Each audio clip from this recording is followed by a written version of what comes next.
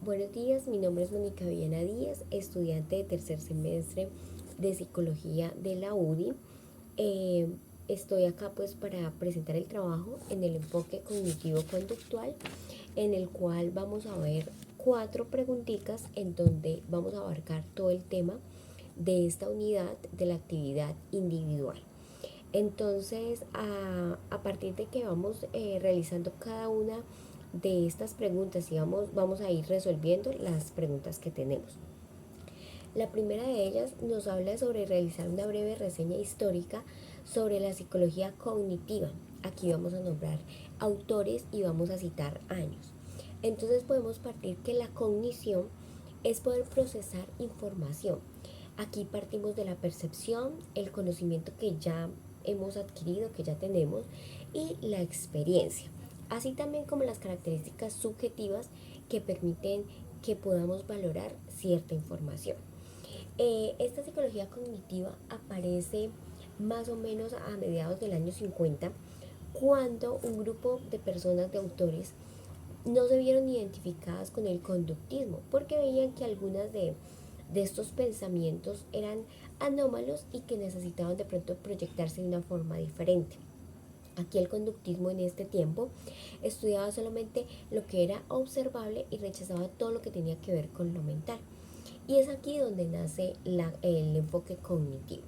En esta historia del enfoque cognitivo, no vamos a hablar de pronto de hechos sucesivos o de pronto de llevar una escala de tiempo, sino que va a ser un relato donde vamos a ver que se dieron nuevas ideas y que aún en el campo académico se viene proyectando algo más sobre esto del enfoque cognitivo.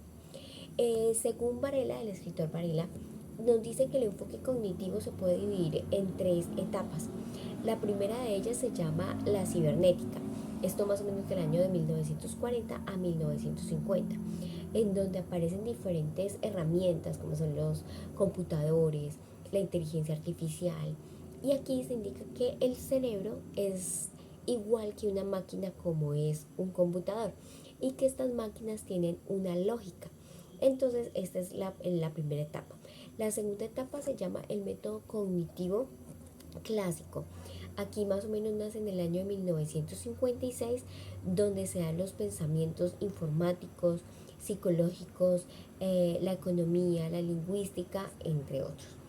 Y por último está la etapa del conexionismo, en donde se indican algunas fallas del cognitivismo clásico.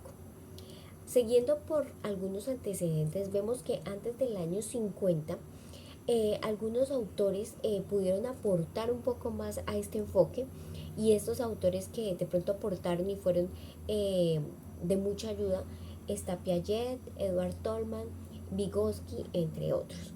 Y sobre la década de los 50 estuvieron Leon Festinger, George Kelly, y sobre el año 1956 estuvo Chomsky. Entonces aquí pues damos respuesta a la primera pregunta que nos están indicando.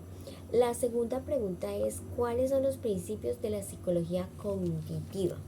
Entonces vemos que hay 3 principios.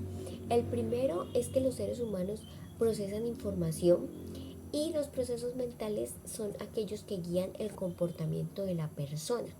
O sea, según lo que piensa la persona va a guiar su comportamiento. El segundo es que la mente puede ser estudiada científicamente por teorías numerosas y por diferentes métodos de investigación científica. Y por último, otro principio que vemos importante en la psicología cognitiva son los procesos cognitivos, que se ven influenciados por diferentes factores, ya sean sociales o sean culturales. Entonces, de esta manera pues damos respuesta a esta segunda pregunta, pasando a una tercera pregunta, que es eh, ¿qué es el modelo cognitivo? Y de un ejemplo práctico de este. Entonces, el modelo cognitivo es aquel que juega un papel muy importante teniendo en cuenta las creencias, las expectativas, las actitudes de la persona, y son base para comprender la realidad de esta persona.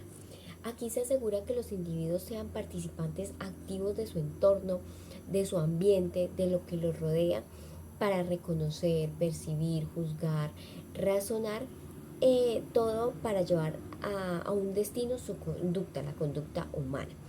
Y por eso decimos que el enfoque cognitivo es aquel que se dedica al estudio de los procesos mentales, como son la percepción, la planificación de inferencias, la extracción, entre otras. Y este modelo se enfoca más en el estudio de aquellos procesos mentales que se dan como resultado del entorno que está uniendo al individuo. Un ejemplo práctico podría ser cuando una persona percibe erróneamente las situaciones que se dan dentro de su entorno.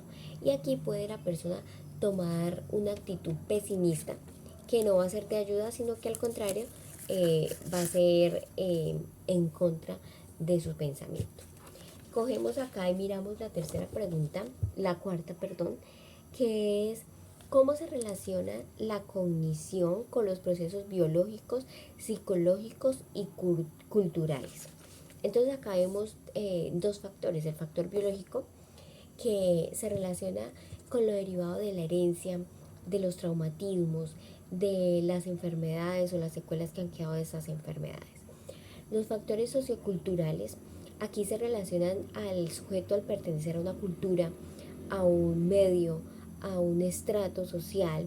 Y aquí es muy importante porque estos son los que determinan el desarrollo de la persona.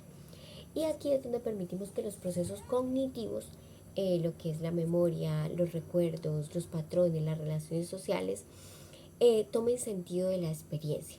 Entonces, en global podemos decir que juega un papel importante porque la historia de la persona, su crianza, su dinámica familiar, su forma de trato de los padres, son los que pueden modificar la biografía de una persona y los que pueden tener mucha injerencia en el desarrollo de este individuo.